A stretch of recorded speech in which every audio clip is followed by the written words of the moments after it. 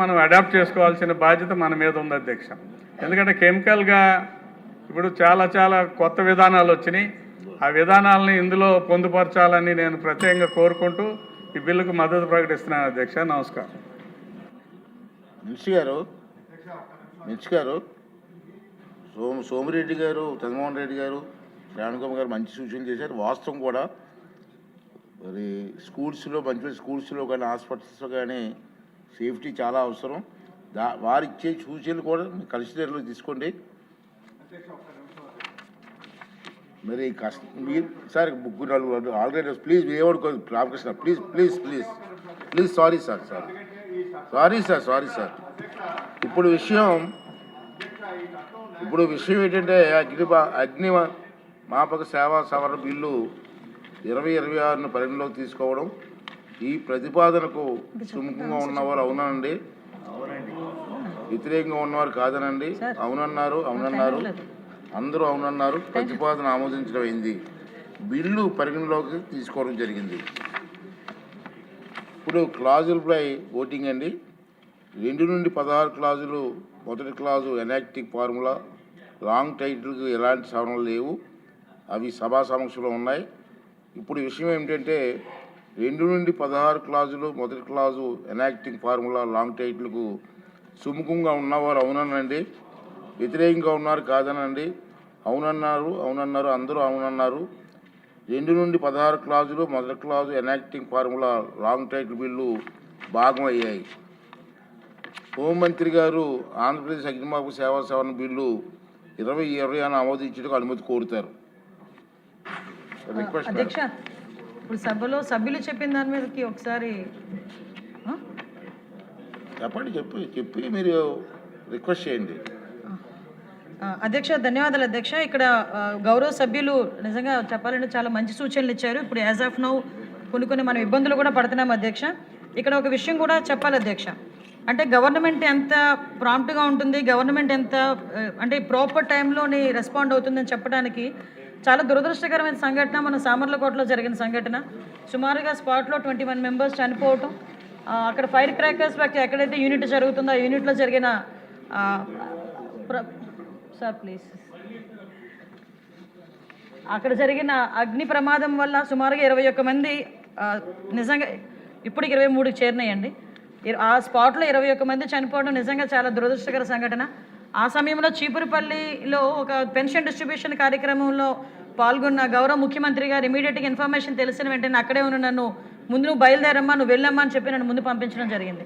తర్వాత సీరియస్నెస్ అంతమంది చనిపోయేసరికి సంఘటన జరిగిన గంటలోపే అక్కడికి సంఘటనా స్థలానికి రావటం, మొత్తం కూడా పరిశీలించటం, అక్కడ వాళ్ళందరితోని కలిసి కూర్చొని మాట్లాడటం, ఇవన్నీ ఒక ఎత్తు అయితే ఎక్కడైతే చనిపోయారో చనిపోయిన వాళ్ళ కుటుంబాలను ముందు నేను పరామర్శించాలి, వాళ్ళకు ఒక భరోసా కల్పించాలి, అది నా బాధ్యత అని చెప్పి ఆ టైంలో కూడా సామర్లకోట హాస్పిటల్కి వెళ్ళి ఆ మృతదేహాలను అక్కడ నివాళులు అర్పించి ఆ కుటుంబ సభ్యులను కూడా వచ్చి పరామర్శించడం జరిగింది.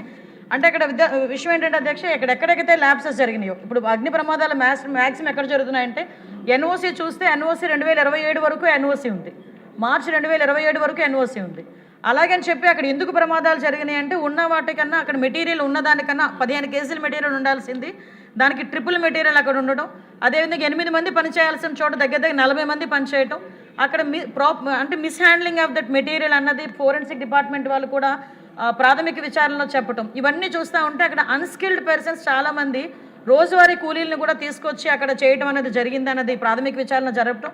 దీనికి సంబంధించి లేబర్ డిపార్ట్మెంటు, ఫైర్ డిపార్ట్మెంటు, అదేవిధంగా రెవెన్యూ డిపార్ట్మెంటు, పోలీస్ డిపార్ట్మెంట్ వీళ్ళు నలుగురు తాలూకా నిర్లక్ష్యం అనేది గమనించి ఇమీడియట్గా గౌరవ ముఖ్యమంత్రి గారు ఆ నలుగురు మీద అంటే డిఎస్పీని, ఒక డిఎఫ్ఓని, అదేవిధంగా లేబర్ డిపార్ట్మెంట్ ఆఫీసర్ని, జిల్లా ఆఫీసర్ని, అదేవిధంగా ఆర్డీఓని ఇమీడియట్గా అక్కడే కూడా సస్పెండ్ చేయడం కూడా జరిగింది.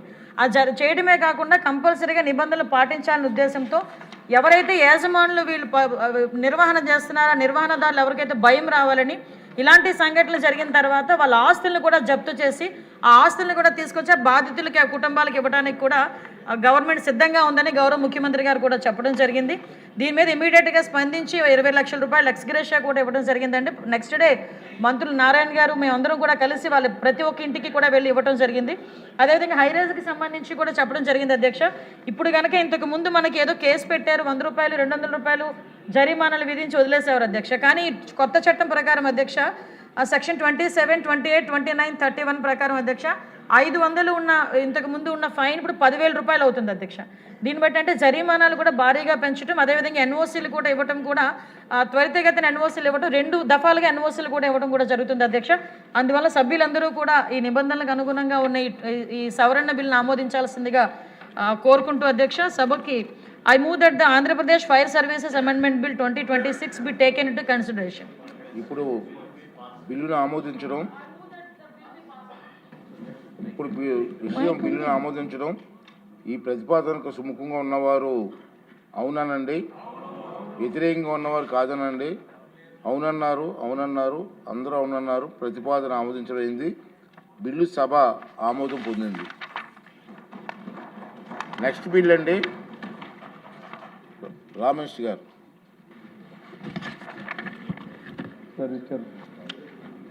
तवरा निमित्तो I move that the Andhra Pradesh Jan Vikas Amendment Bill 2026 be taken into consideration.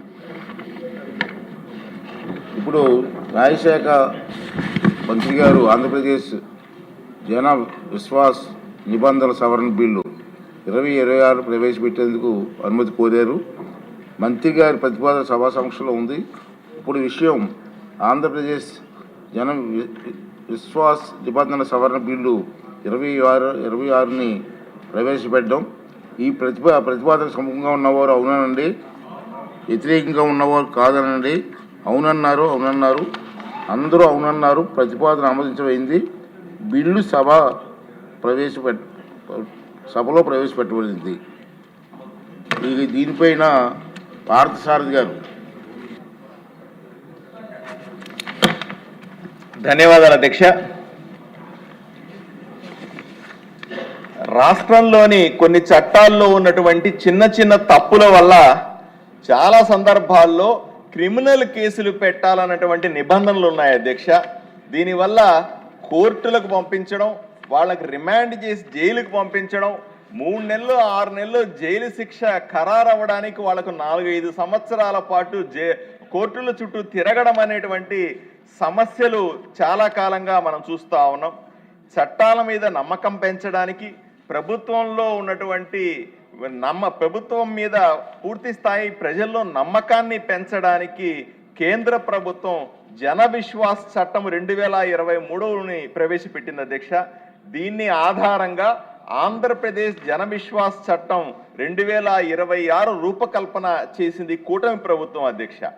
చాలా చట్టాల్లో ఉన్నటువంటి అంటే రిమాండ్కు పంపించాలా, కారాగారానికి బదులుగా పెనాల్టీలు వేసి జరిమానా ఫీజులు కొంత పెంచి న్యాయస్థానాల మీద భారం తగ్గించడం, దానితో పాటుగా ఎవరైతే వ్యాపారాలు చేసుకుంటున్నారో లేదా ఎవరైతే